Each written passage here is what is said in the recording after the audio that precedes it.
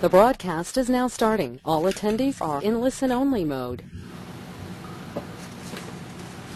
On behalf of RBCS and software test professionals, welcome to today's webinar on interviewing testers.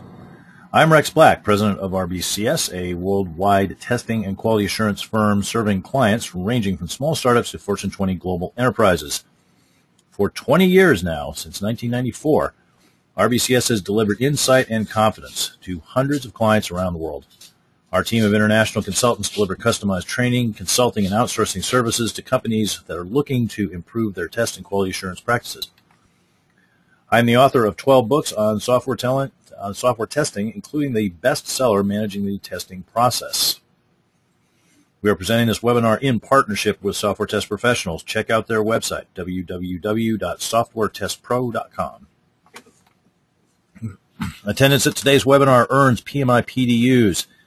Thank you very much, Murali Guthala, for your help in reviewing the materials for PDU status and for making valuable suggestions. Attendees will receive an email telling them how to claim the PDUs, including the PDU code. PDUs are available for live webinar attendance only, so if you're listening to this on a recording, I'm sorry, you cannot claim the PDUs. Before we start the presentation, some housekeeping notes.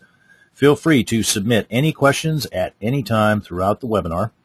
Use the Q&A interface from the GoToWebinar UI. But please note that the questions are answered only at the end. Here I'll give you an answer for free right now to one of the questions that somebody always asks, never need to ask. Where are the presentation copies? They're on the web, rbcs-us.com. Go to the Resources tab in the upper middle of that page, the home page, and from there navigate to the basic library. You will find PDF versions of them, I promise. By attending this webinar, you have been automatically registered for the free e-learning drawing. Check your email over the next couple days and watch that spam filter.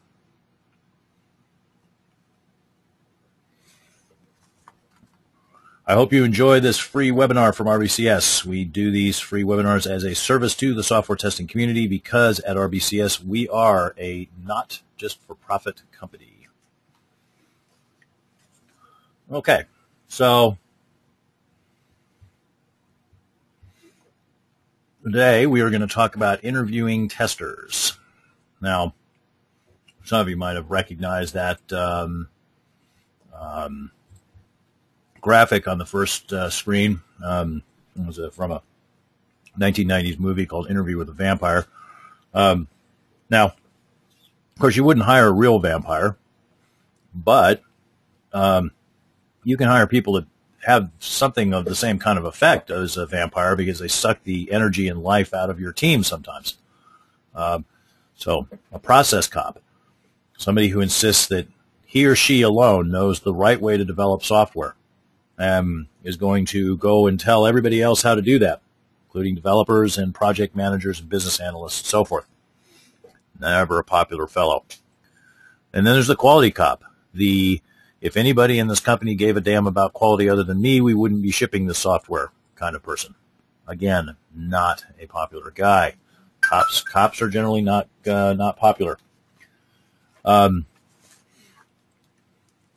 The perfectly pleasant and nice person who just doesn't have the skills for the job.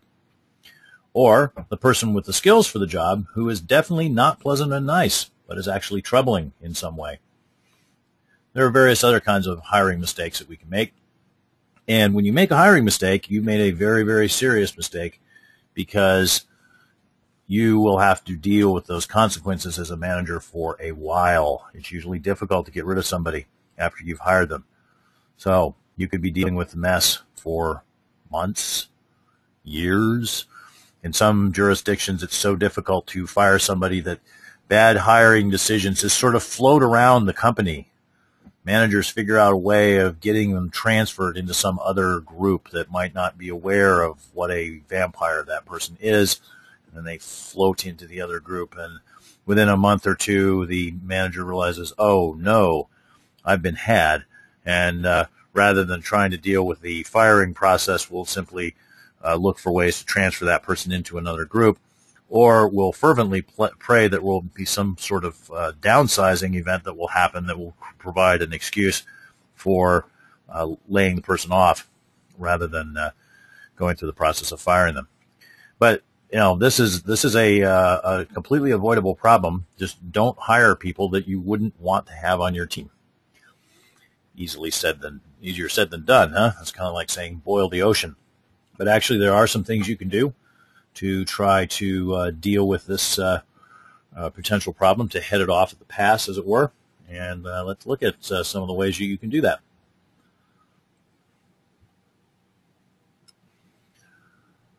So, one of the management cliches that you'll sometimes hear about hiring is always try to hire people that are smarter than you.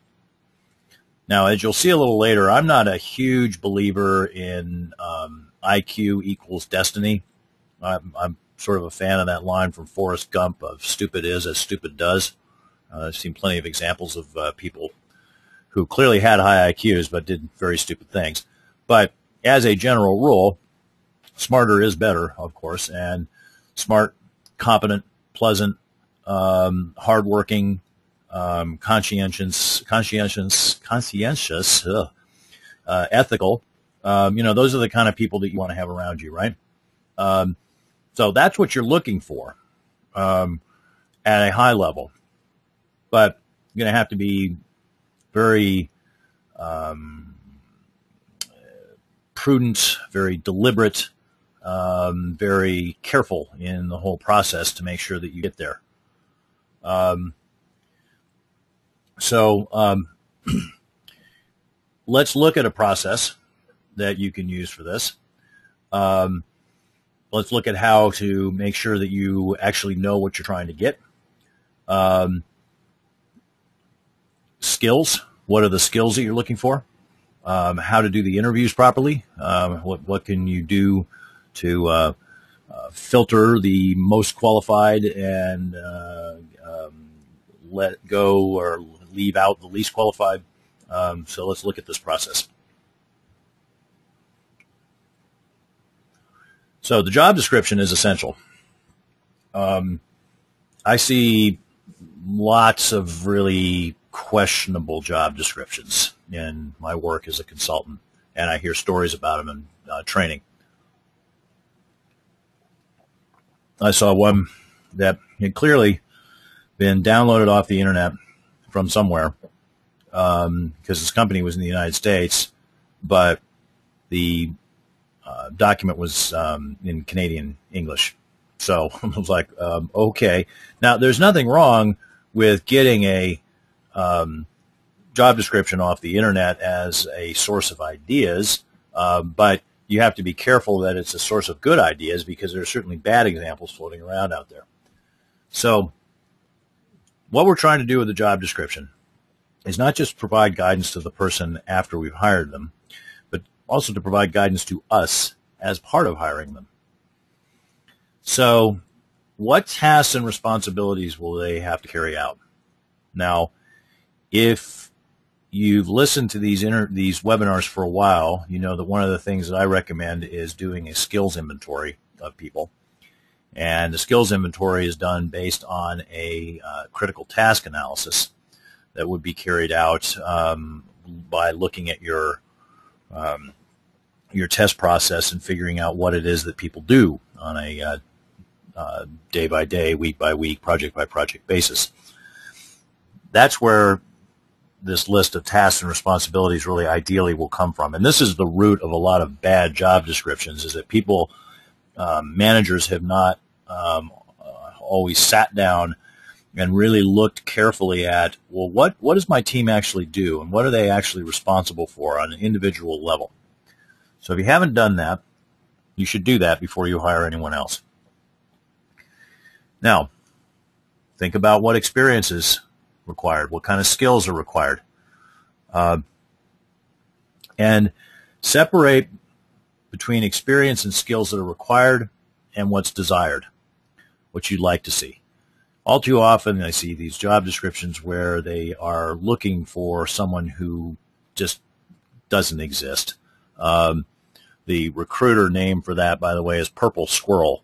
There are no purple squirrels. In the 90s, I would occasionally see job descriptions. People were looking for developers with 10 years of Java experience. I was like, hello, Java really hasn't been out all that long. I don't think you've got a whole lot of people out there that have 10 years of Java programming experience. So, separate, again, what do you want and what is actually required, right?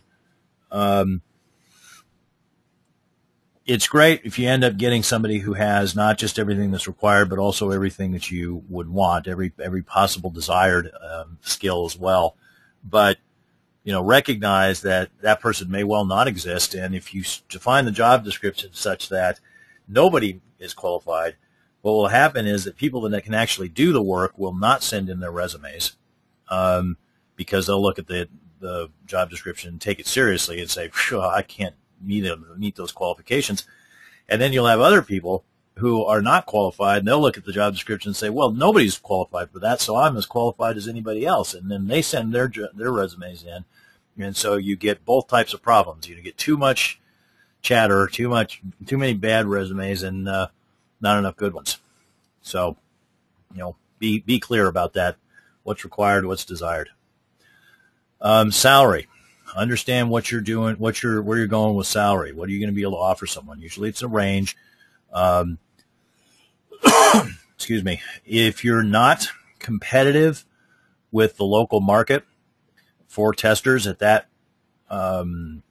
level, whatever level you're hiring for, then you want to know that now before you start the interviewing process, because anybody that you talk to is probably going to know that. Anybody you interview is going to know that you're low, and that's it. And if they don't know, that's a red flag right there. If they don't know that you're not paying what the comparable salaries are for the region and for that position, then you probably don't have anybody. You probably are looking at somebody who's not really well qualified to be a tester, because they definitely are missing out on some of the fundamental curiosity that you would expect a tester to have. Now, if you do have to go low on the salary for whatever reason, you can try to make that up with other kinds of perks, and you'd want to make sure that that was clear as well. I mean, flexible hours, bring your pet to work. There's all sorts of things that might be appealing to people. Now, of course, in some markets, that's also just considered baseline too, right? So, if you're in Silicon Valley, the expectations on perks are going to be much higher than, say, they would be in, Omaha, Nebraska, or San Antonio, Texas, near where I am. But if you're in Austin, Texas, or you're in Silicon Valley or New York City or something, the perk and salary expectations are, of course, going to be higher.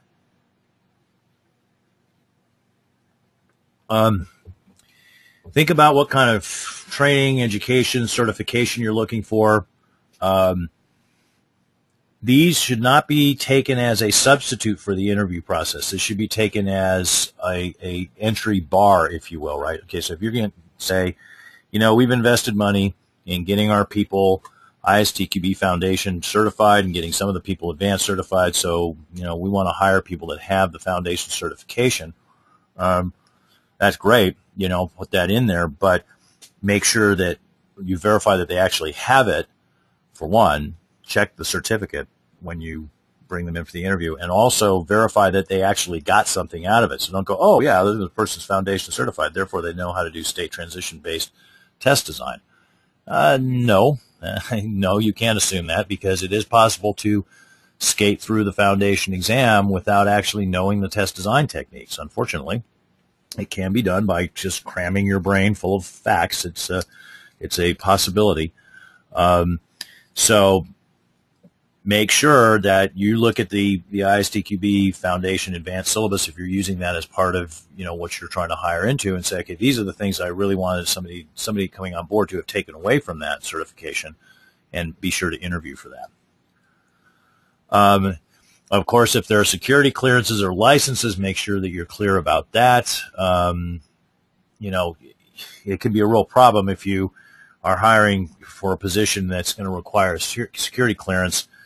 And, for example, somebody comes along and they go very well through the interview process and then say, for example, they're like, oh, well, guess what? I've got XYZ chronic illness and I use medical marijuana for that.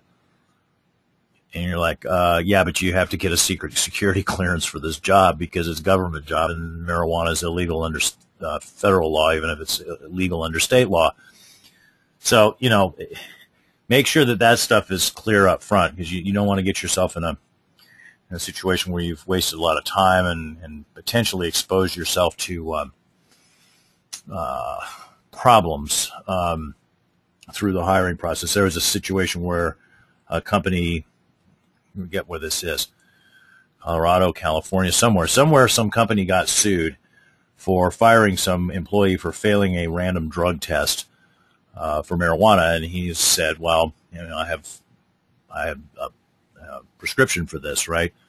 If there's going to be drug testing, if there's going to be security clearances involved, licenses that require background checks and so forth, it's best to just get that all out up front and hope that anybody who would be screened out by that process would actually just choose not to show up, not to apply. Now, if you have a human resources department, you'll want to work with them here and make sure that your job description is according to their template, according to their guidelines, and also something that's not going to create any difficulties.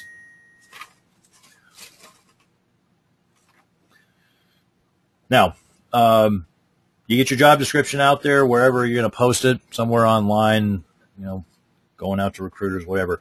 Resumes should start to pour in, or at least flow in. If you don't get any resumes at all, that's a warning sign. Something's wrong with your job description.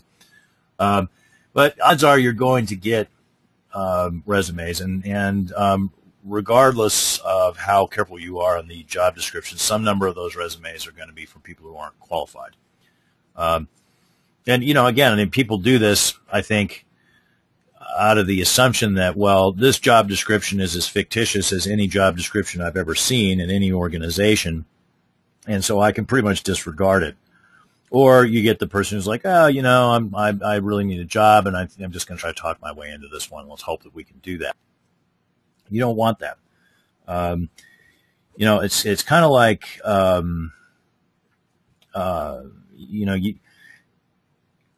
you want to be nice, right? We've been conditioned. It's part of being socialized, as being brought up, is to be nice and to be polite and to give people a chance and so forth.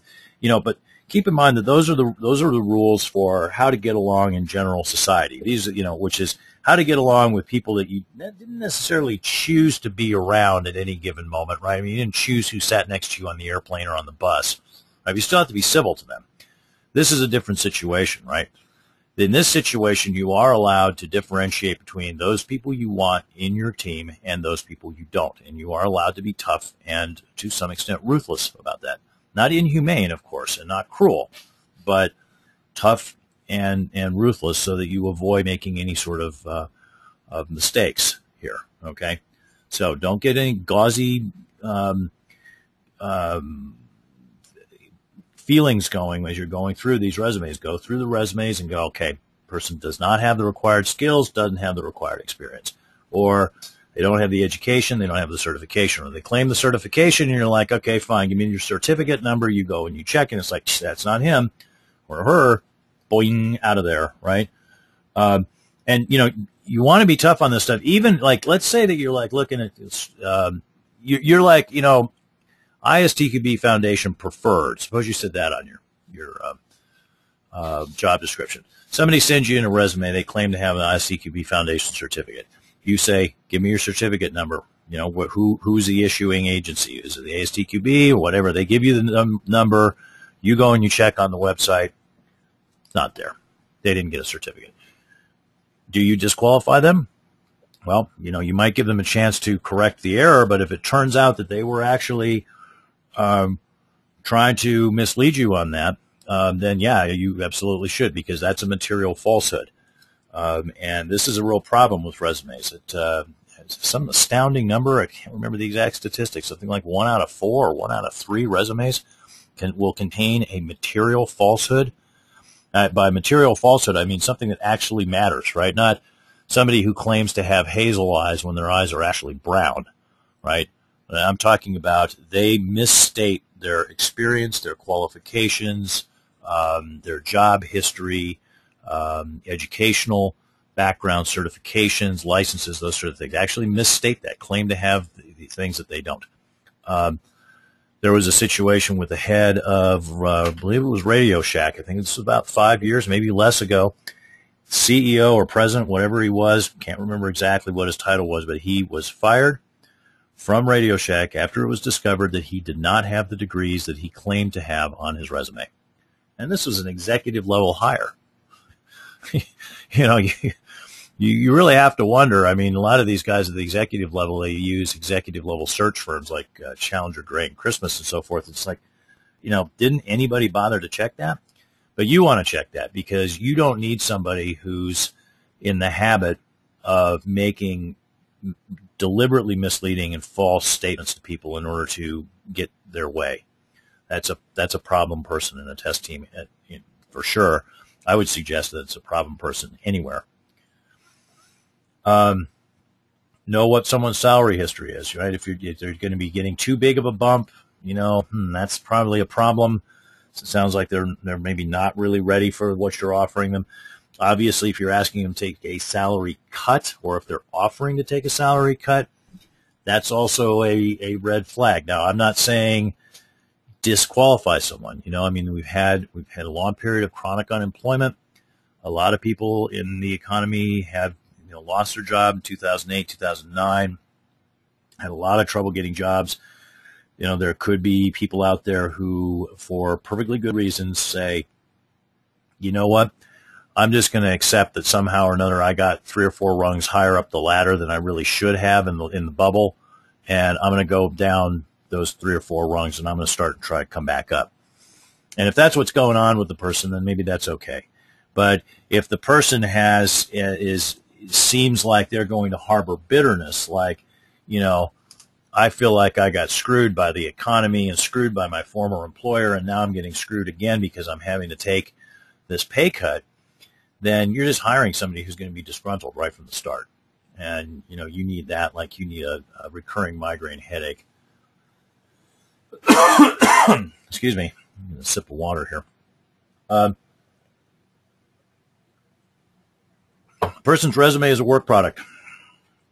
It gives you insight into the level of attention that they're going to bring to their other work products.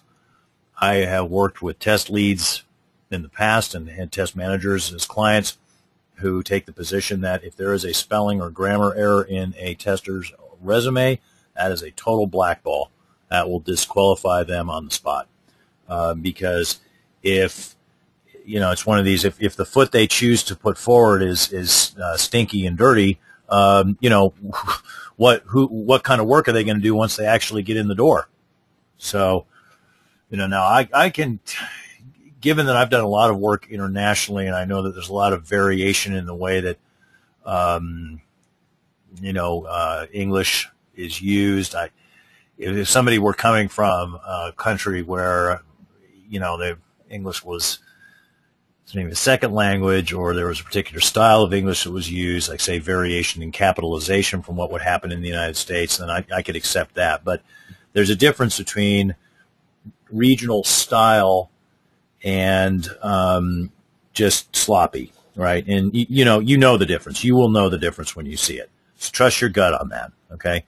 If it looks, you're reading it and you're like, that is sloppy, it's unclear, what is this person saying? What do you think their bug reports are going to look like? What do you think their test cases are going to look like? What do you think it's going to be like when that person's in a meeting trying to have a conversation with a developer about something, or a project manager, or, God forbid, an executive level person? Okay, so interviews, approaches for interviews vary from one organization to another, so I don't want to try to say, okay, this is the one right way to do it. I've seen various different ways. But here are some attributes that I think would be true of a good interview process, regardless of the twists and turns that interview process might take. There definitely should be multiple rounds. I mean, I certainly would like to see at the very least a phone interview, or maybe even 2 phone interviews before someone is brought in, and maybe even 2 rounds of in-person interviews if you're hiring for a fairly senior position. And just to be clear, I am talking about hiring an employee here. For a contractor, short-term contractor, I would probably relax the process a little bit, just because it's so much easier to end the relationship with a short-term contractor. They know they're going to be out of work at some point anyway, most likely, and you can use that to relax the process a little bit. But that said, don't go, oh, well, I'm hiring a contract, so it doesn't matter how big of a jerk this person is or how problematic of a hire they are, because I can always let them go. Somebody can do a lot of damage just in a couple afternoons or a few meetings. So don't say I don't have to worry about any of this because I'm only hiring contractors or I'm only using outsourced testers. You still have to worry about this. It's just that the process might be streamlined a little bit. But you need some way of sorting, as I say, the qualified from the unqualified, the pleasant from the unpleasant. Get diverse people involved, people that are, across the different levels of the organization, the different testing stakeholders that the person will be interacting with. Try to have as much diversity as you can in the interview team. And I'm talking about skills and roles too, but I'm also talking about the gender, age, race, those sort of things.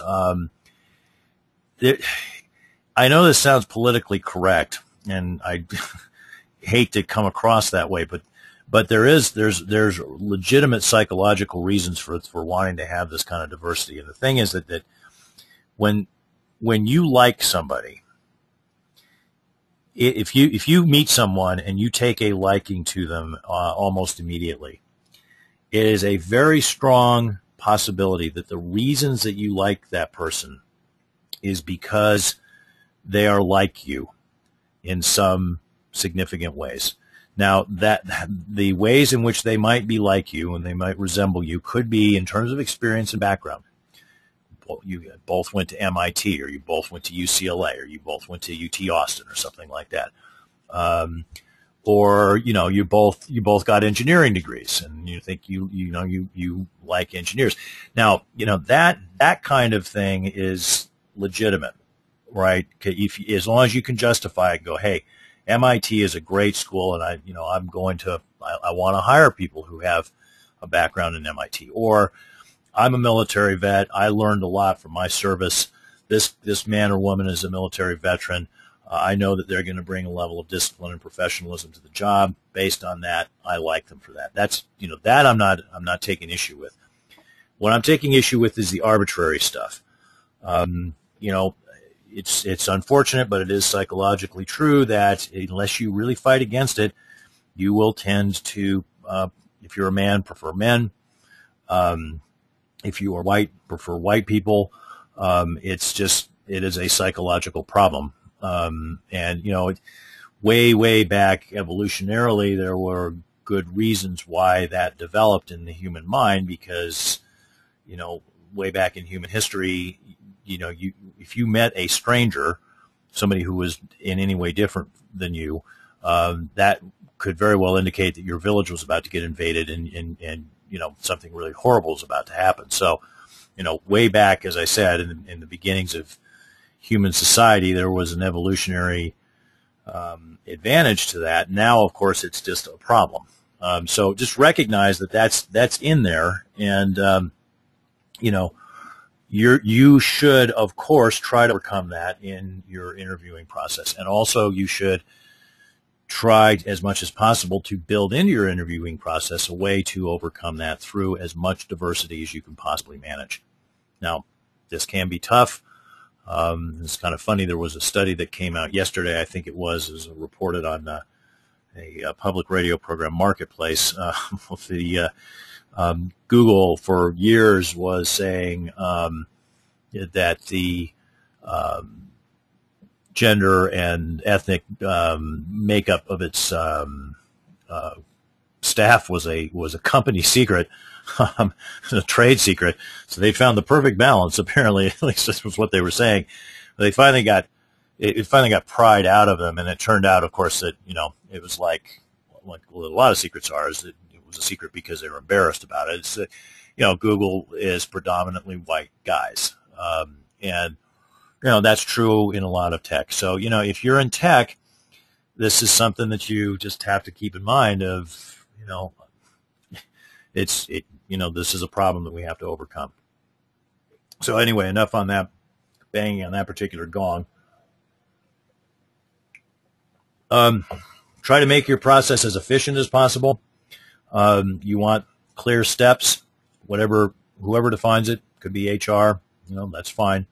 The steps should be clear, and each step along the way should be a filter. You should be removing people who are the people you don't want to hire. And so when you get into that last round of interviews, whatever it is, pretty much any one of those people ought to be someone that, unless something really alarming happens in the interview, you would hire them. So at this point, you're just trying to figure out, okay, of these three people that I would be happy to hire, who am I going to be happiest to hire? So let's look at some interview questions that might help you do this winnowing. So one of the things that you're going to want to know is, does this person have a good attitude? Now, in some cases, people with a bad attitude give themselves up right away. I mean, I remember doing an interview on a guy once who all he wanted to do was sit there in the interview process and grouse about how badly done by he was because his immediate past employer had laid him off and all he'd done for the company, and he just went on. It was just an hour-long venting session. So that was like, no, I'm not hiring that guy, because, I know that 2 years later, or maybe even 6 months later, he's going to be sitting in another chair, and I'm going to be the guy he's complaining about.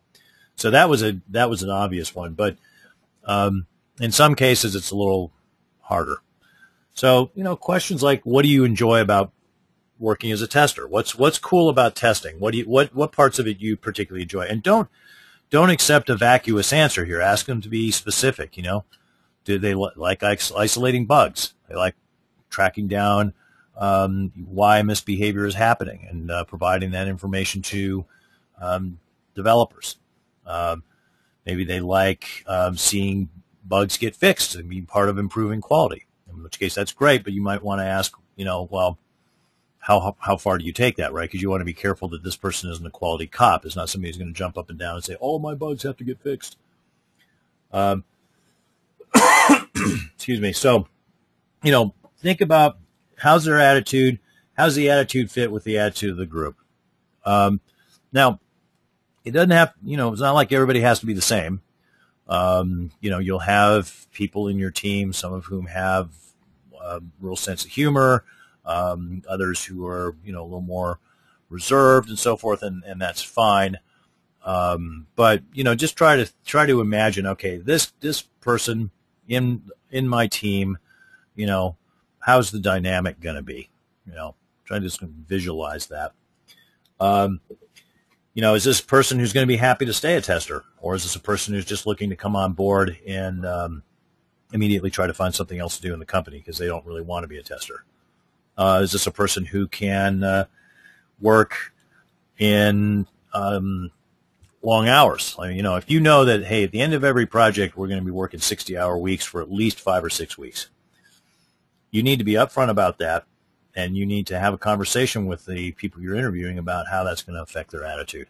And if they haven't done that before, that's again a red flag, because it's unproven as to how well they're going to stand up to something like that.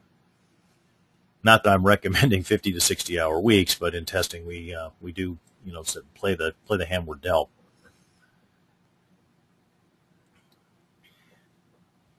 try to figure out how somebody's going to present themselves. How are they going to come across? People who are going to be seen as trustworthy, credible, with good integrity. They stand up for what they say. They believe in what they say, but at the same time, they're not arrogant. They're not dismissive. They're not sarcastic. When they make mistakes, they'll admit that. So ask some questions to get at that, like this one here. A recent bug report that you had to discuss with others. What information did you include in that discussion? How did you explain it to them? Tell me about the last time that you filed a bug report that was actually wrong, that the behavior was actually correct. What happened? How did you deal with that? You want to get at this idea of, how are they going to present themselves? It's particularly important if you're dealing with somebody who's going to be potentially more senior, a test lead, test manager, maybe you're a director of testing, you're hiring more senior people. Presentation's important. Now, somebody just said that I have my mic on mute, but I don't think so, because I am talking and it's hearing me here. So if you're having audio problems right now, I think you might check your internet connection.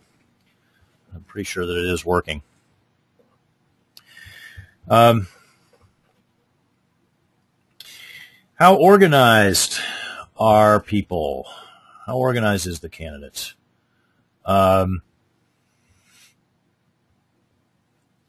Here's a good question that can help you get at that. Ask people how they decide how they allocate their time. How do you go about making that decision? Ask people about how they track their tasks. Ask people about how they deal with interruptions. Like, for example, tell me about the last time that you were in the middle of running a test and you found a bug, and while you were in the process of trying to isolate that bug so that you could write the bug report, you found another bug. How did you handle that situation? What you want to see there is that they were able to either record what they discovered on the new bug and finished isolating the first bug, and then went back to the new bug and finished isolating that, and then went back and finished the test, or they switched over to isolating the new bug, and then when they got done with that, they went back to the first bug they were working on, finished that, and then came back to the test. But you want to make sure that they never lost the bubble, right? That they were able to follow that whole process and not lose track of anything that they needed to do. This can be challenging as a tester because your brain has limits on how many pieces of information it can keep track of at any one time. And if you're not in the habit of taking notes, making sure that you don't forget things, it's really easy to make mistakes in things that don't seem that complicated. It's just a matter of losing track of one of the many threads that you're trying to follow. So, that's what we're trying to get at here. How organized is the person going to be? You know what kind of interruptions you suffer from in your organization. How frequently do people get interrupted?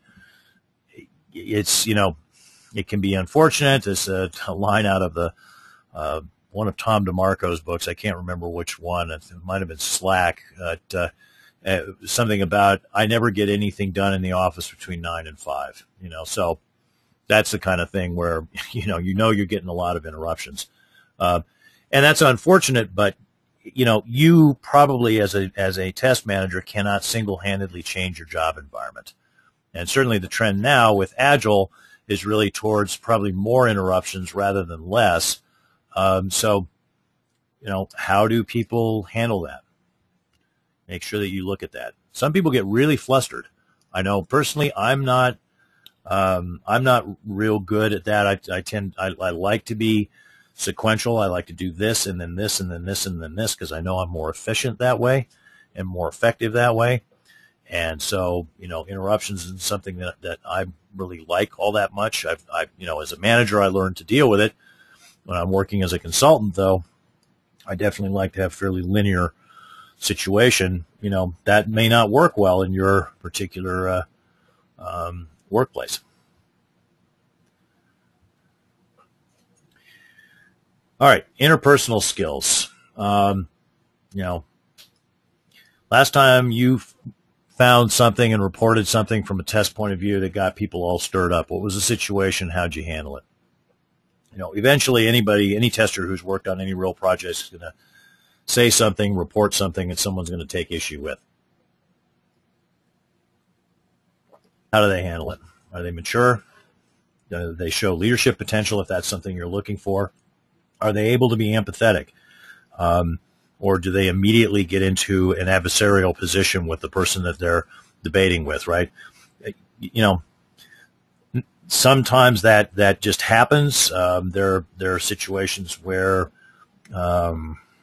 things get polarized very quickly, but sometimes it's that somebody might be polarizing themselves. So, you want someone who is able to give information, even information that's very disappointing to people, in a way that is seen as kindly, helpful advice rather than, haha, I caught you. Think doctor, not cop, right? You're diagnosing, you're advising, you're not bossing, even doctor might be too extreme, because a doctor, is maybe in some cases be perceived as talking down to somebody, but you get the general idea. Somebody that's on your side, right? That's how the developers and the project managers and the business analysts and the business stakeholders should feel, that the testers are on their side. You've got their back. So let's look at some types of questions here that you might use during interviews, and I'm going to give my personal pros and cons on them, and you can decide whether you agree with me or not. So behavioral questions. These are situations where it's, tell me about a situation where you filed a bug report that turned out ultimately to not be an actual problem. What happened? How'd you handle that? Right? Open-ended. You're looking to explore the person's behavior. It's about getting at attitude and presentation and interpersonal skills. These are very helpful. I think you should definitely use these.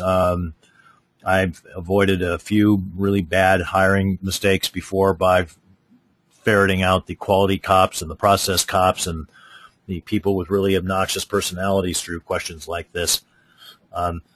But at the same time, don't assume that this is like some sort of magic talisman, in the sense that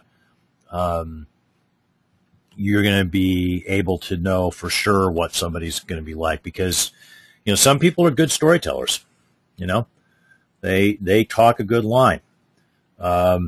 So stay in charge of this discussion, and be watchful for any signs that's somebody's trying to steer you away from something they don't want to talk about.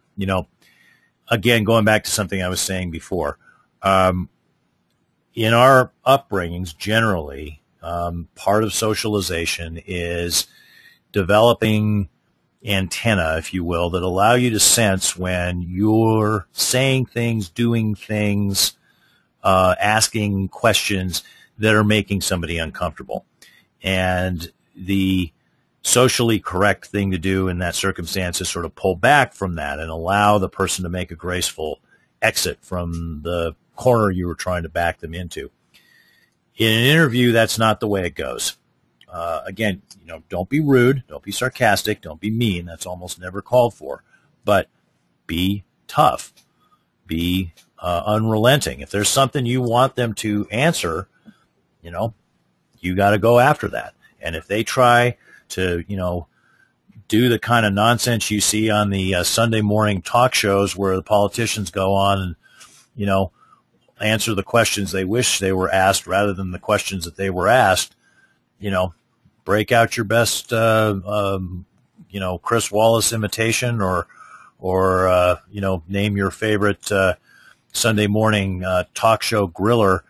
Some of those guys are pretty good about staying on it, So this is your role. Think of some of the reporters that you've seen, or either seen on TV or read interviews that they've done, and you've seen how they just go after something, and they're just like a dog on the smell. That's what you need to do here. Okay, situational question. So in this case, a situational question, you would give a situation, and you'd ask them for their take on it. One way to do this is like advice. You could say something like, well, sometimes we have a situation where I think we might have too many bugs being deferred. So if you were a test manager and you thought that you were working on a project and too many bugs were getting deferred, what would you do about that? How exactly would you handle that? Now, you might or might not actually have that problem. What you're looking for here is the person's thought process, right? And is the way that they approach situations something that's going to fly in your team? Like so for me, what I would want that person to say is, to that particular question, I'd say, well, I think the first thing I'd do is I'd make sure that we had good metrics on that. So I'd check to see what percentage of our defects are actually being deferred. And then I'd go out and try to get a feel for what the sort of industry benchmark is for that, and see where we stood within the industry benchmark. And if we were within the industry benchmark, I'd probably relax, and I might say that, I guess we're okay. I might not, depending on how close we were to it. And if we were above it, or if I still felt a little uncomfortable, I'd try to quantify the amount of waste and inefficiency that was associated with that. And if that was a high enough number, then I'd probably bring that up to other managers and suggest an action plan. So something like that, I'm going to hear that. I'm going to go, okay, yeah, this guy, logical way of thinking, and approaches the problem from a very fact-based point of view. That's something that fits very well with the way I think. So, if I were managing a team, that's how I would expect people to manage. So, that's what you're looking for. Now, be careful. Some people, again, can talk a good game here. They can sound as if they're, saying something that's profound, and then actually they're just kind of using clever words. Be careful of that.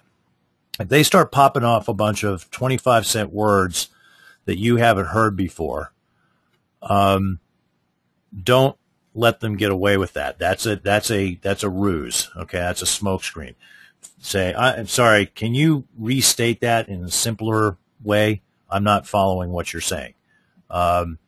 Because I've seen a whole bunch of that stuff on Twitter, that when somebody wants to try to evade a question or pretend they're winning an argument when in fact they're losing it, they bust out the clever words, and they start to just spray all of this very intellectual sounding jargon all over the place. But ultimately it's just squid ink. Okay? So if you get the sense at any point, any of these questions, you get the sense that somebody is trying to squid ink you, they're trying to mislead you, again, take control of this, drive the interview.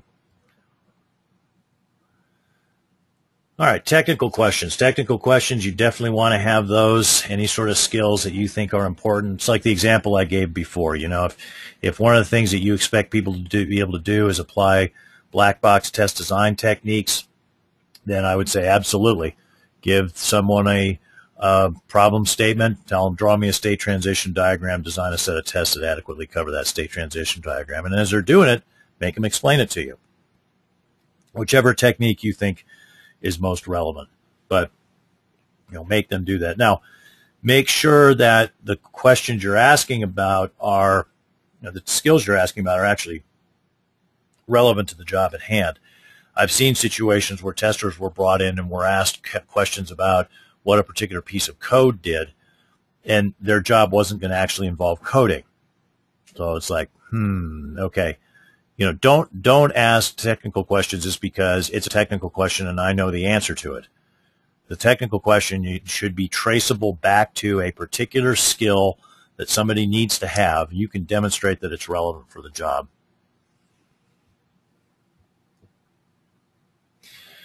Now, puzzle questions. So I already tweaked Google a little bit about the results of that diversity survey. And I'm afraid I'm going to tweak them again here. Puzzle questions were something that certainly for a while were promoted as, hire like Google. Now, I don't know. This could be sort of a smear on Google. I actually have never had a conversation with somebody in Google about whether they use these questions or not. I've also heard of these kind of questions being used at Microsoft once upon a time. Again, I don't know if they still are, but basically a puzzle question is presenting somebody with some sort of intellectual challenge, some puzzle to solve, something like, how would you test this ballpoint pen? How would you test this salt shaker? Giving someone a Sudoku or something to solve, something like that. And basically, these things are IQ tests of one form or another. Any of these kind of puzzle questions is ultimately an IQ test. And, again, stupid is as stupid does. In addition, I think there's a real problem with relevancy. I think you're really sticking your neck out if you start asking questions in an interview process that are not demonstrably relevant to the task at hand, particularly if that results in more hiring of more people who look exactly like the people that you've already hired. I just think it's I don't use these questions at all. I don't recommend their use. I think there are other much better ways at getting at somebody's qualifications than giving them an IQ test. And I think a lot of cases, one of the real risks here is that someone might ask one of these IQ test type questions in order to demonstrate to the interviewee how clever they are, right? Not they, the interviewee, the interviewer. So, again, I just think they're dumb and risky and unnecessary and useless. So, not that I'm opinionated or anything. Another thing that you could potentially use here are the exams, some kind of exam. Now, I've been involved very heavily with the ISTQB program, the ASTQB program, so, I know a lot about creating exams and, the process of making sure that exams are valid and so forth. So I will say that I think these are good when they are valid, but there are some significant issues related to validity. So I've constructed exams for clients before, and what I've generally done is use the ISTQB exam guidelines in order to construct them, because those exam guidelines are built to construct valid exams. You're going to create your own. You're going to need to make some amount of investment in this process. Don't just throw together something. Because I've run into this. Organizations throw together their own exams, and they're either laughably easy or ridiculously hard, or some questions are laughably easy while others are ridiculously hard. And it's, it's if you're going to rely on exams to make a hiring decision, you want to make sure that the exam is really well put together. Now, this is one of my favorites, one of my favorite kinds of interviewing techniques, the audition interview. Just give someone a real task to do, one that they will actually have to do. Give testers who are going to be running tests a test case written to whatever level of detail your test cases are typically written, one that is going to locate a bug, and say, run this test case. If you happen to see any bugs, here's a pad of paper, write the bugs up in there. I've eliminated people that way that came back and said, oh, no, there weren't any bugs, the test passed. Like, okay, you're out of here. I've made snap hiring decisions of people who came back and were like, yeah, well, not only did I find the bug that you knew about, I also found 2 other bugs. Well, great, you're hired. So, figure out what's the core duty that this person has and construct a scenario that they can carry out in half an hour that's going to give you an audition of their skills. And these things, as I said, I think these things are great. If you told me you're going to have to hire somebody and you can only use one interviewing technique, first I would like beg and plead and try to get out of that constraint. But if you finally hold my feet to the fire, I would say I'm going to audition them. Now, during the whole interview process, you want to make sure that you're, really focused on the person. Turn off your cell phone. Don't look at your cell phone. Don't look at your email, okay? Focus. Eye contact. Watch the person. Okay? Pay attention to what they're doing, okay? Be polite and be friendly, but at the same time, don't be duped, right? Be tough-minded, right? Make sure they can explain to you their thinking, why they say things, why they do things. If they make a statement and you're kind of puzzled by it, say, well, why do you think that? Why would you say that? That's interesting to me. Where is that coming from? Obviously, written and verbal communication skills, if you can't understand them for whatever reason, that's a problem. You won't understand them after you hire them either. Watch out for the bomb throwers, the troublemakers, the people who are going to make your life a living hell. You do not need someone like that. Doesn't matter how smart that person is. You just don't need that in your life.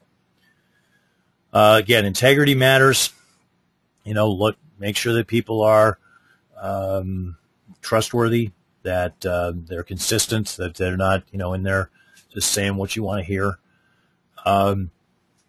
Pick a few spots. Maybe not you, maybe somebody else in the interview team, but pick a few spots through the interview where you really drill down on some detail of their skills or their experience or what have you. Really get a sense of, do they actually know this? I've known a number of very smart managers that use this as a way of very quickly in meetings deciding what level of credibility to give somebody who is giving a presentation.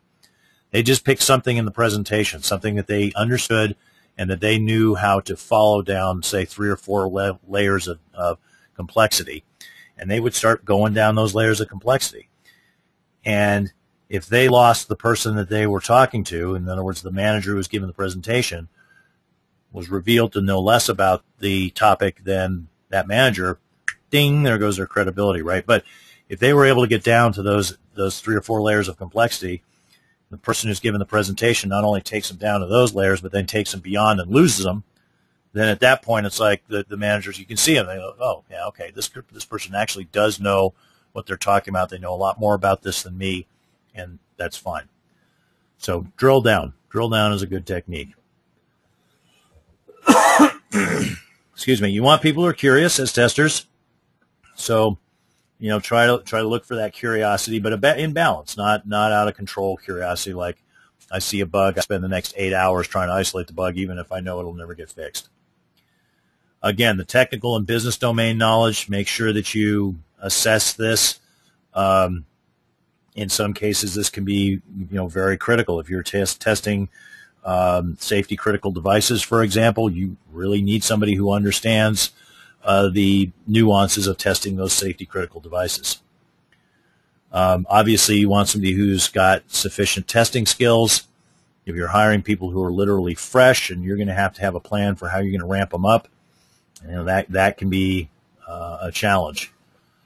And again, whatever appropriate level of experience and background, you want to be listening for that. If somebody's been, there's a joke of, does that person have 5 years experience or do they have 1 year of experience 5 times? In other words, they basically just been doing the same thing over and over and not learning, not progressing. That's the kind of thing you want to look for. Okay, so we'll go into Q&A here in a minute, but just to conclude, remember when you're hiring, 100% focus. Turn off the cell phone. Ignore the email. Be focused on this. Don't be thinking about, oh my God, did I let the dog out this morning? Or, wow, I really hope my daughter or son's doing okay in their exam today. I think I'll sit here and worry about them and their exam rather than listen to this interviewee. Or, gee, I'm bored. Isn't it lunchtime yet? No, this is not like reading email or some other sort of task where 90% of the time it's like you don't have to have your brain fully engaged. This is one of the most important things that you do, and you need to treat it as such as a manager.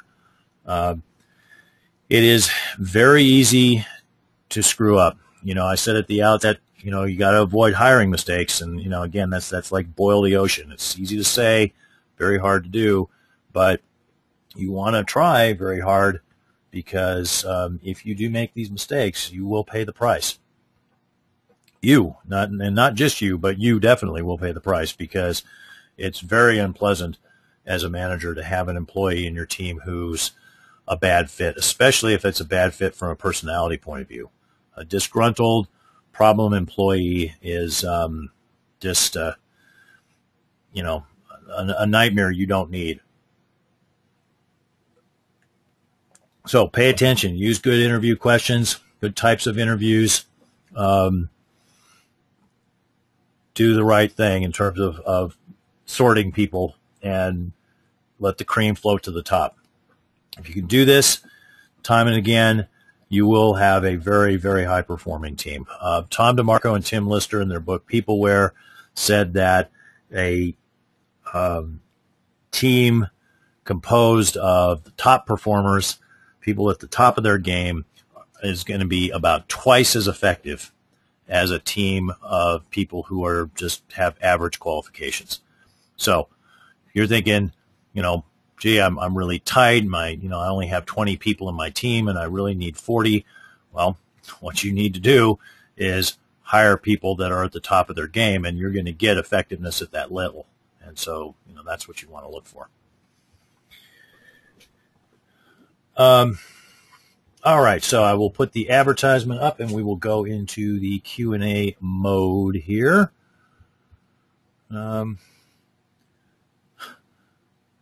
Somebody was typing in numbers and then saying, hi, not able to hear. That's if you use the phone. I think you use those. I assume that you figured out how to get the audio working. Laura asks, what credibility do you give to the recommendations on LinkedIn? Well, okay, I'm not necessarily the right guy to ask about LinkedIn, because I don't use it. I flipped the bozo bit on LinkedIn when I read, this was back quite a while ago, but they'd been around for a while, that their plan for monetizing themselves was to sell contact information to recruiters. This was, I read this in Fortune magazine or something like that, or Wall Street Journal. So I was like, well, no, I'm sorry, I'm not really interested in selling my network. I've spent years and years figuring out who I do and don't want to work with, and I don't actually feel like giving that away to other people.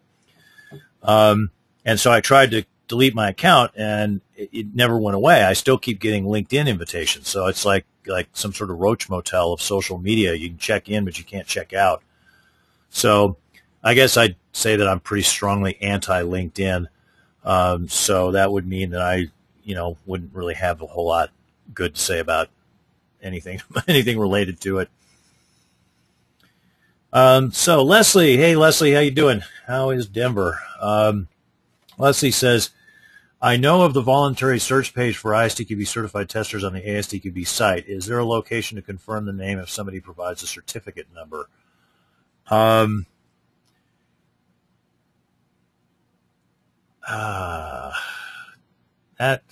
would you go about? I think some of the certificate providers, you would have to actually provide the certificate number to get to confirm it. Like, I think BCS works that way. So somebody took the UK exam through BCS, then you'd have to provide the certificate number to get a confirmation. Would the ASTQB confirm that a certificate was valid? To be honest with you, I'm not sure exactly how that process would work. If somebody had opted out of being on the voluntary search page on the ASTQB site, I don't know. But certainly it would seem like they would be in a position. The candidate would be in a position to provide a release for that. So I think if you said, look, confirming that you do actually have this certification as part of the hiring process, and so you'll be expected to, either be listed on the ASTQB site, and or provide a copy of your certificate. And if you get the copy of the certificate, I would expect you could verify it with the ASTQB to make sure it was valid. You'd actually have to talk to them about how exactly that process works. That's a back office thing that I'm afraid I don't know all the details of.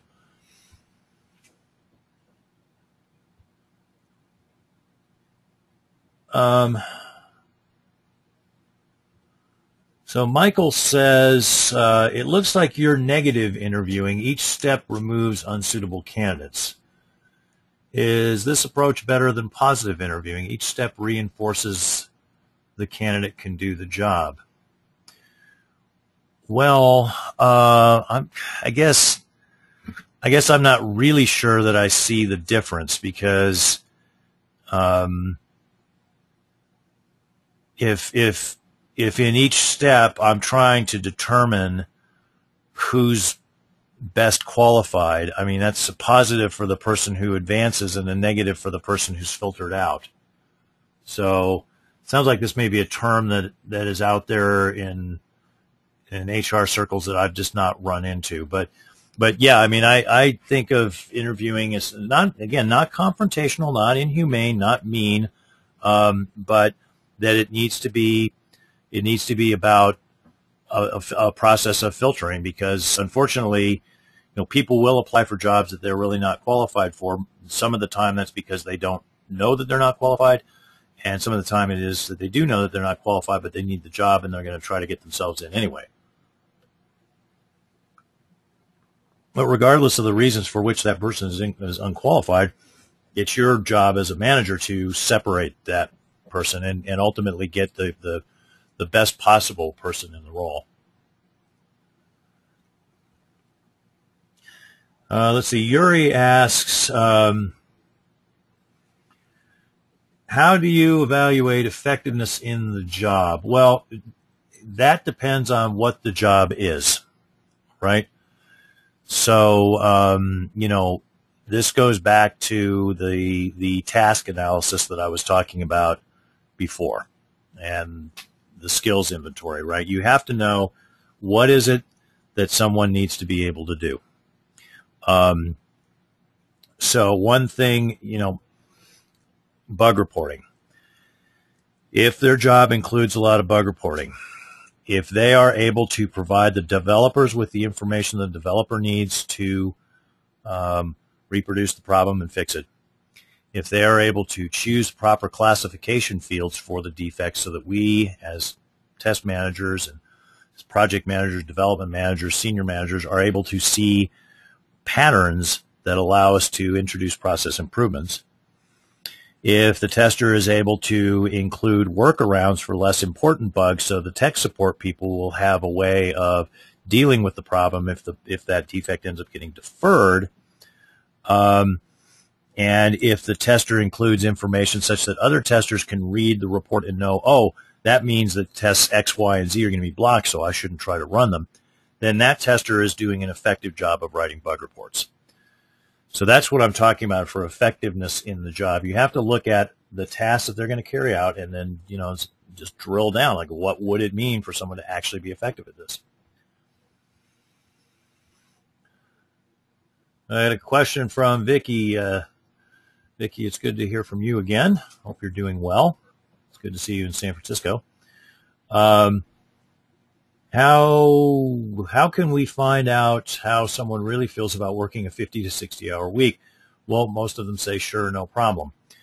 Well, yeah, I mean, if you ask it that way, like if you go, oh, hey, so what do you think about overtime? You're likely to not get the most informative response. No, what you need to do is ask them to tell you about situations where they have worked that kind of overtime.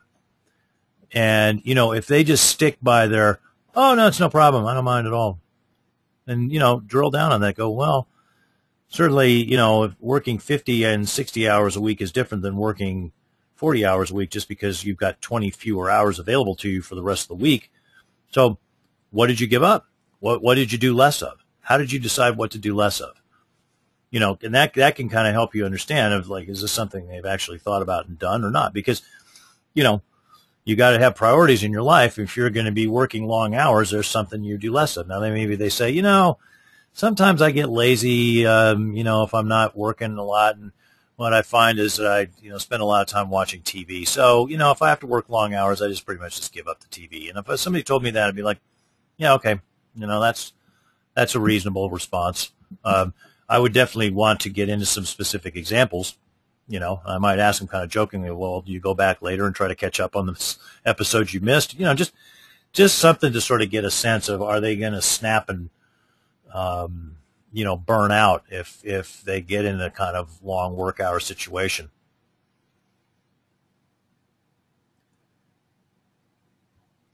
I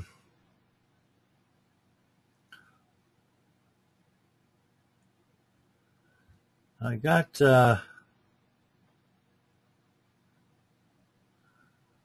comment here from Martin that looks interesting. It got broken across two comments fields, but I'm now able to find the whole thing, so I'll read that. Martin says, I have found the STAR approach helpful. I ask candidates about specific situation, tasks, etc., that relate to the job, and look for their answer to be structured as follows. STAR is situation, T, task, their tasking responsibility for the situation, A, the action they took, R, the result. Gives an opportunity to dig into specific behaviors and attitudes, complements the example questions that you asked, also helps focus the answer on what we care about instead of opinions and feelings. All right, so that's cool. So situation, task, action, result. So STAR, what's the situation you were in? What's the task that they were responsible for? What action did they take? What result occurred? So, yeah, nice, because, as you point out, getting away from opinions and feelings is part of what we need to do. Now, you do need to explore opinions and feelings, because eventually, of course, people's opinions and feelings manifest as not necessarily behaviors, though sometimes they do, but they manifest as externally visible attitude. And if somebody's doing the work, but they're obviously not happy about doing the work, then that's not a good thing.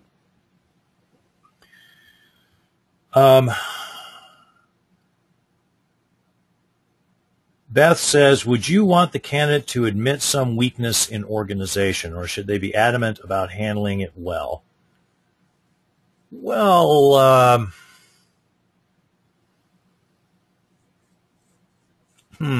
I mean, everyone has a breaking point here in terms of ability to handle complex situations. There's a point at which no amount of organizational skill and no amount of past experience is going to allow you to deal with the problem well. To take a grim example of that, you can read some of the analyses that sometimes occur on significant airline disasters. And, there are some situations that just, it doesn't matter how organized you are and how careful you are, how much experience you apply. The complexity of the problem is, and the speed with which it evolves is beyond human capability to deal with. People are limited in that way. There's an interesting book about that called The Logic of Failure by a guy named Derner. He talks about how complexity and nonlinearity and time delays and so forth can really screw up people's ability to organize and deal with situations. So, yeah, people are human, right? So I don't want someone to pretend that they can juggle an infinite number of things at once. But I do want to see that they're able to stay organized in situations that are realistic for what we're going to encounter. It's probably also worth asking them about, okay, every now and then, as happens to everybody, you're going to lose track of something. Something's going to fall through the cracks. Can you think of a situation where that happened to you, and how did you deal with it? How did you get things back to normal, or back to relatively normal? Now, that's kind of a tough question, because I'm kind of thinking like, okay, I can think of very facile examples like, I forgot to bring a little shopping list to the store, and so I didn't get something, so I had to go back to the store. That's not really necessarily very reflective on, reflective is the wrong word, representative of what's going to happen in the real world. So, someone might not have an easy answer to that, but, I think that's something you want to explore. And certainly if you're hiring for more senior positions, managers and directors, you really need to see this in people. But even if you're hiring individual testers, if you're hiring testers going to be working in an agile environment, for example, they're expected to be part of a self-organizing team. And obviously you've got to be able to organize yourself before you can help a team get organized.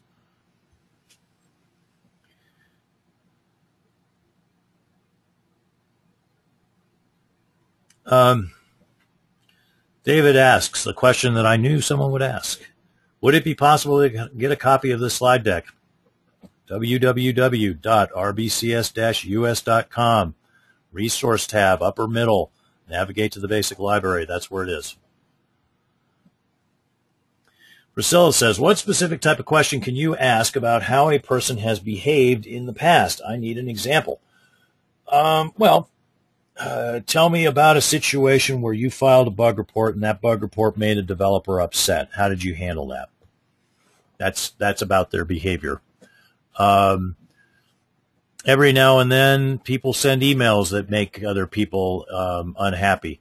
Tell me about the last time you sent an email out as a tester that somebody misinterpreted, and how did you deal with it? Those kind of things. Exploring someone's behavior. It's about, what is it going to be like to work with this person?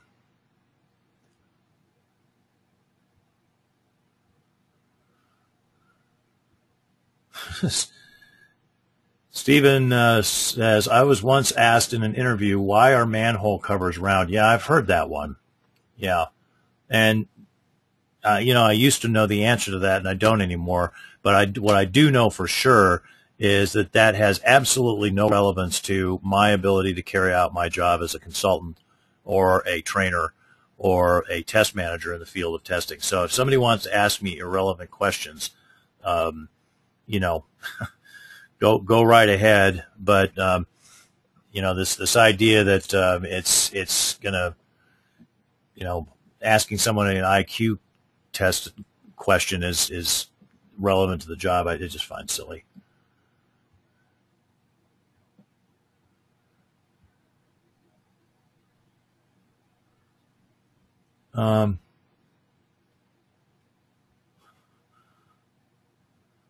Michael says, I was once asked in an interview, how would I make the interviewer a peanut butter and jelly sandwich?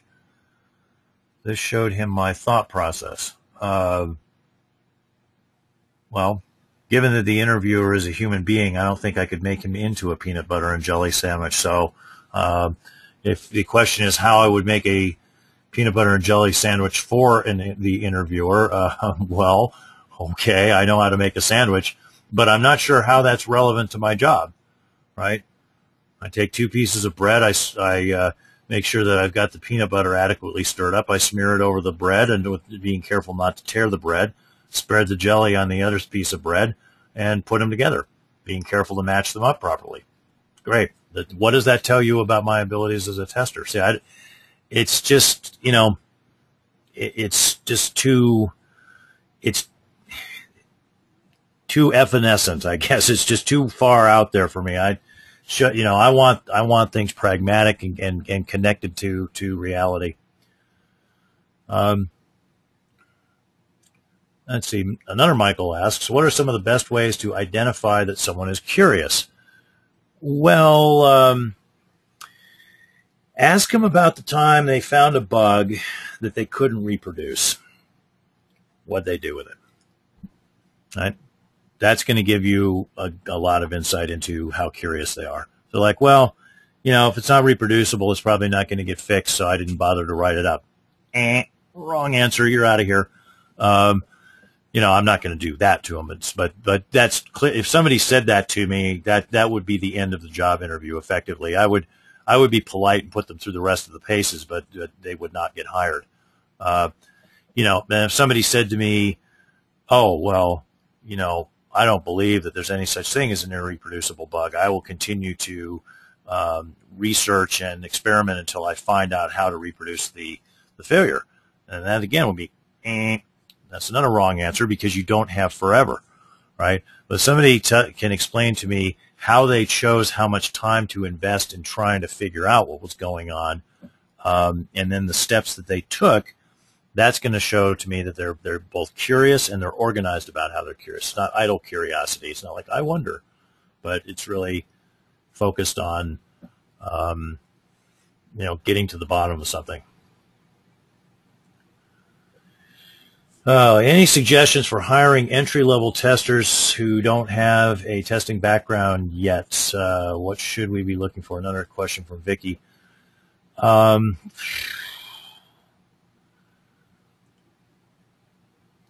This is harder, of course, because you have to think about what their background is, right? What exactly have they done? And then try to understand how some of those tasks might relate to testing tasks. So, for example, if they've been a developer, they do have the experience of trying to take a bug report and then isolate down to finding the actual bug. So that's something to look at because that'll tell you something about their sort of organized thought process, their level of curiosity, and so on. But it's tough. I mean, audition interviews are definitely something that I would rely on very heavily with entry-level testers because, if you're going to be using these people to run tests, then you give them the tests and you see if they can find bugs with them. Admittedly, it is a sink or swim thing, but I've used that and it does work. But yeah, it can be challenging.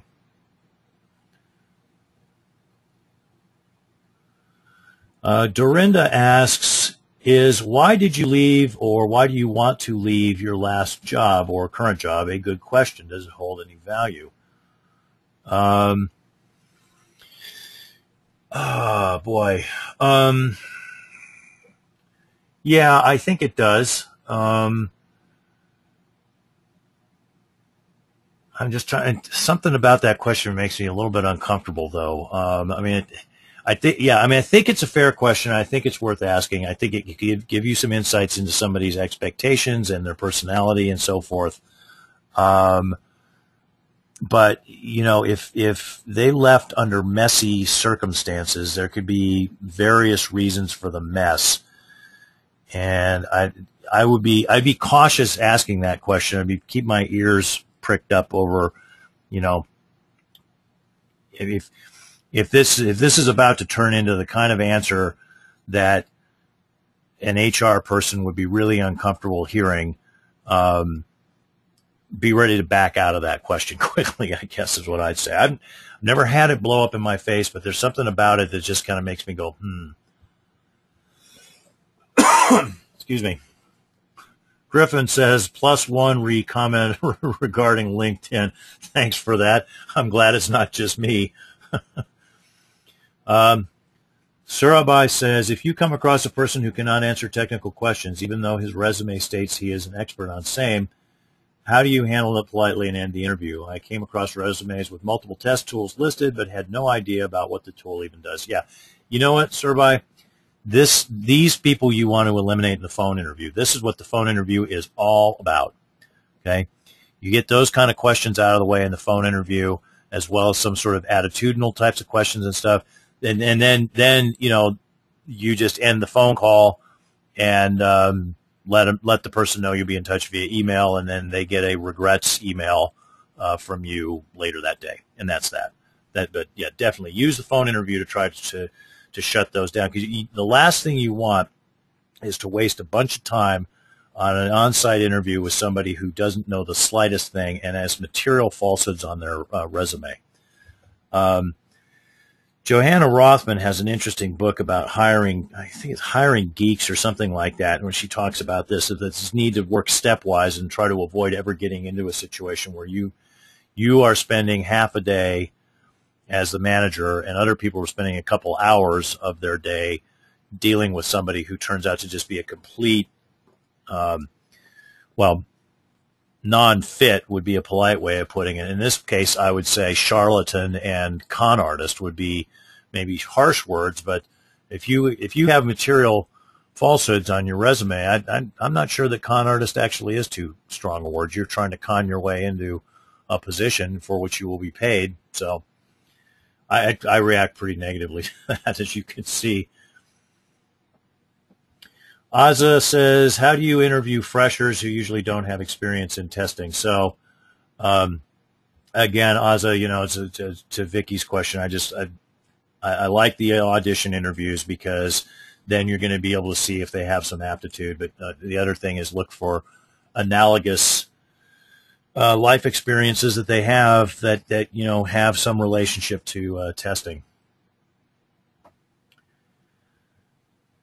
How do you evaluate whether a person has a can-do attitude?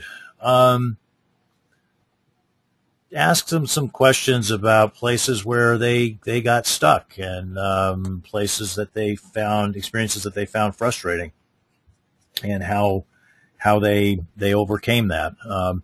Be a little subtle, because if you ask this question in a way that's obvious, the smart interviewee is going to read it, and they're going to give you the pat answer of what a can-do person they are, but kind of bury it a little bit in there. But ask them to explain how they dealt with the situation, and hide in there the fact that ultimately that's about their ability to overcome adverse circumstances and persevere.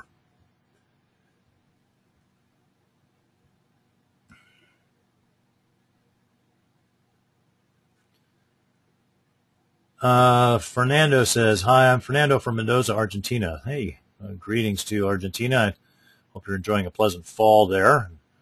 Maybe some good barbecue for dinner tonight. What is the best technique for difference tester from developer in an interview? Well, to me, the difference, testers and developers, they are different roles. So, one of the mistakes that people make in tester interviews is that they put questions up that are about understanding and analyzing code. And so, don't do that. If you're interviewing a tester, ask about testing. Don't take interview techniques that you would use for a developer and, just go, okay, well, I'm hiring a junior developer.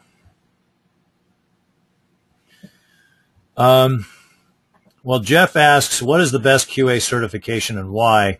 Okay, so the flippant answer is it's the ISTQB program, and the reason is because I've been heavily involved in it, and I think it's great. A more serious answer would require a lot more time than I've got time to go into here. And plus, I kind of try to segregate the webinars that are about ISTQB and certification-related things from the webinars that aren't, just because there are some people that, it still engenders strong feelings one way or the other, and so I'd rather not try to mix the two things. So what I'd encourage you to do, Jeff, is that next time I offer a webinar on ISTQB-related stuff, tune into that one, or just go look at some of my recorded webinars where I talk about the ISTQB program and why I think it's great, because there's a bunch of them out there. All right, Ray Lynn says, we all have our war stories, and I'm not going to go into any details.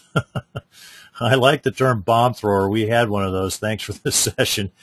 Yeah, it's there are some people that just have that skill, don't they, that they can just set a room on fire with just a few words. So yeah. Aleli asks, do you always ask for sample work?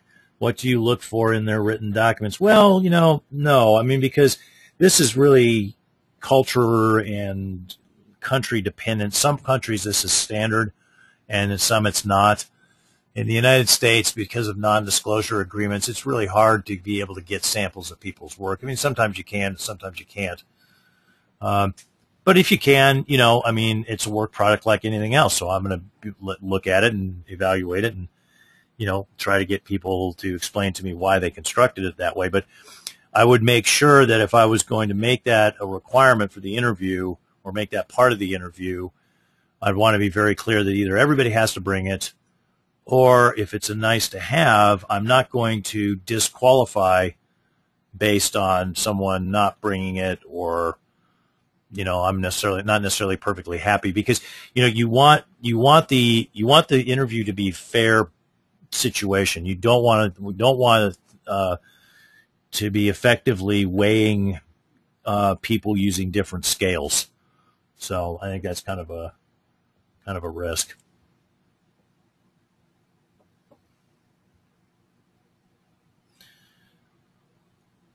Sergey says, hello, it was awesome. The question is, if you have the phone interview and one question for the tester, which question would you prefer to ask in a sense for the future meet with this tester? Well, I definitely wouldn't do a phone interview where I only was able to ask one question, Sergey. I would ask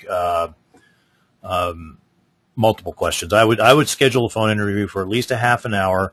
I'd want to ask technical questions, kind of qualification questions. I'd want to ask the kind of behavioral questions that will allow me to explore attitude. I had some situational questions.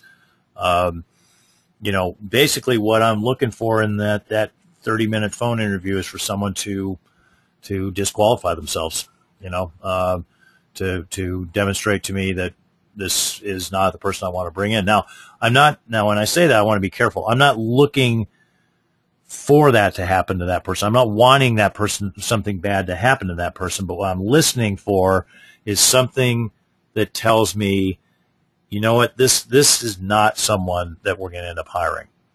Now, of course, there's also, feel free to get excited about somebody during a phone interview too. That's perfectly fine, right? But just to understand that one of the main purposes of the phone interview, and there's a reason why it's called a phone screen, screen to keep certain things out. So, that's the way it's often used. Sean asked, do you think it's important to gather information on candidates via Facebook? For instance, if you see negative information on a candidate's Facebook page, should that factor in any hiring decision? Oh, boy. All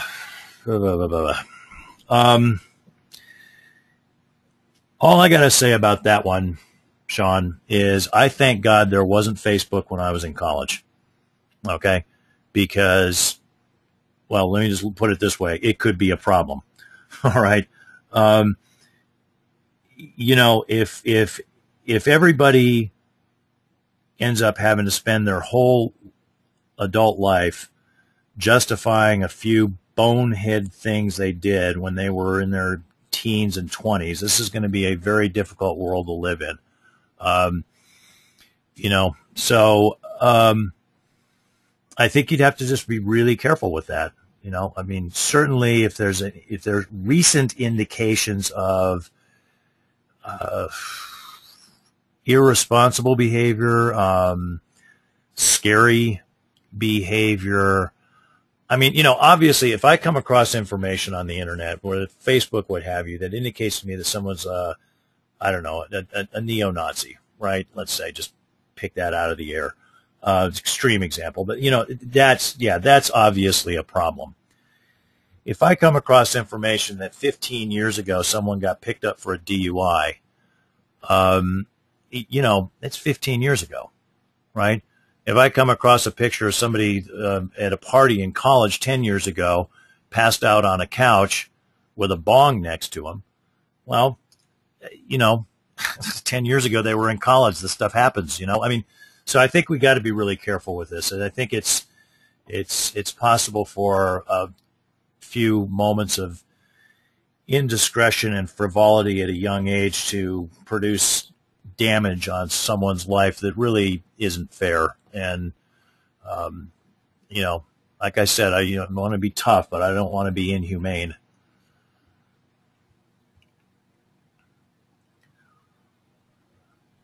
All right. I had just tons and tons of questions here, and more than I can possibly get to. We are beyond time. I'm thinking that this was a sufficiently popular session that I will probably run it again, and we'll have the Q&A happen again. So, if I didn't get to your question, hopefully you'll be able to tune in for the next session when I run it again, or at least for the last half hour of it, and put your question up for that, because I do appreciate all the great questions. I wish we could spend more time here, but we have run over.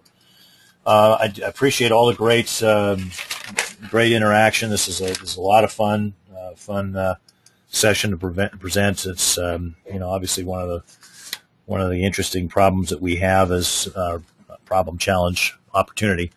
So thank you all for participating. As I'm sure all of you know, we do these free webinars once a month, so you can sign up at our website and we'll keep you posted on that. If you're interested in a webinar presentation, this webinar or any other, just send us an email, info@rbcs-us.com. You can sign up for our newsletter at rbcs-us.com as well. This will get you discounts on our consulting and training services, and a newsletter comes out every other month that has a featured article and some news about what we're doing. Got an interesting thought-provoking article from Jim Copleen in our last one or the one before that about why most unit tests are waste. It really got people thinking. If you miss any of our newsletters, you can find them on our website. I'm not sure exactly where. If you can't find them easily, let me know and I'll look it up. I'm on Twitter at RBCS. We have a Facebook account, RBCS-INC. No, you will not see pictures of me from college passed out on a couch with a bong next to me there, though. I'm too smart for that. Do remember to check your email over the next couple days because you may have won the free e-learn. You were registered just by attending. If you want somebody else to see this webinar, it'll be posted on our digital library, and it'll also be posted on our YouTube channel. So just you can subscribe to the RBCS channel on YouTube. We offer these free resources as a service to the software testing community because at RBCS we are a not-just-for-profit company. This concludes the webinar. Thank you all for coming. Thanks for the great questions. I look forward to seeing you in a future webinar.